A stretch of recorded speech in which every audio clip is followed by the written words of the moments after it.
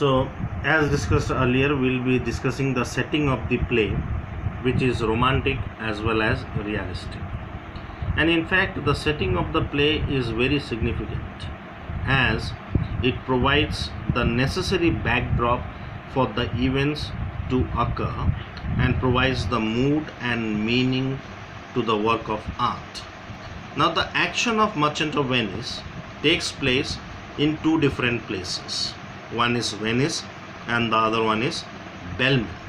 And both these places are away from the Elizabethan audience of England. Both the places are very remote to London, and their remoteness gives the play a romantic coloring. While Venice exists in reality, that is on the world map, Belmont is entirely a fictive creation of Shakespeare. There is no place called Belmont, but Shakespeare deliberately creates this place Belmont in order to essentially make the play a romantic comedy. So, as far as the people of Venice are concerned, that is the Venetians, these Venetians are most like the Elizabethans, and therefore the Elizabethan audience would be able to identify themselves with these characters. Adventurous merchants. In Elizabethan times there were adventurous merchants, and in the play also you have one such adventurous merchant like Antonio, who is highly honored in Elizabethan periods, and again they used to be known for travel and discovery. There were many noblemen in Elizabethan society, and these noblemen used to live much beyond their means. They used to lead a very extravagant life, a very splendid life, which was many a times much beyond their means.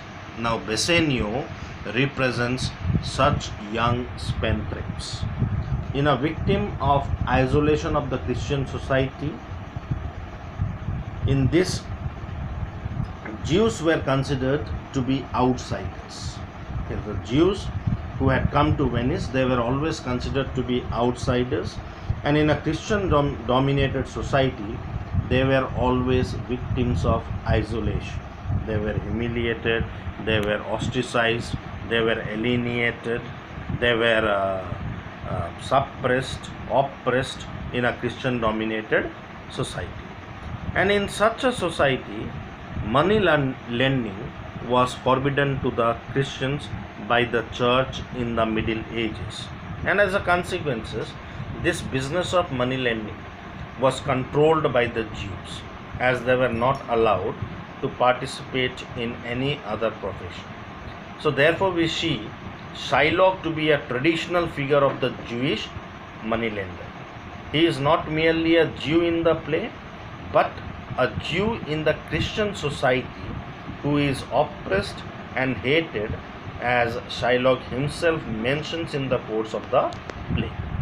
So Venice is in fact Elizabethan England with its tradition, and Venice represents all those things for which a city is known. So in a city you will find jealousy, hatred, alienation, where people despise each other. All these things are prevalent in the play, and this Venice stands for that commercial world. Whereas on the other hand, we have Belmont, which is complete contradiction to the commercial setup of Venice. Belmont literally means the beautiful hill, and this beautiful hill is a poetic and romantic world, as we find themes of love, friendship, music, song. These type of things flourish in Belmont, and it is in such atmosphere true love flourishes, and guided by true love, Bassanio is able to make a right choice of the casket.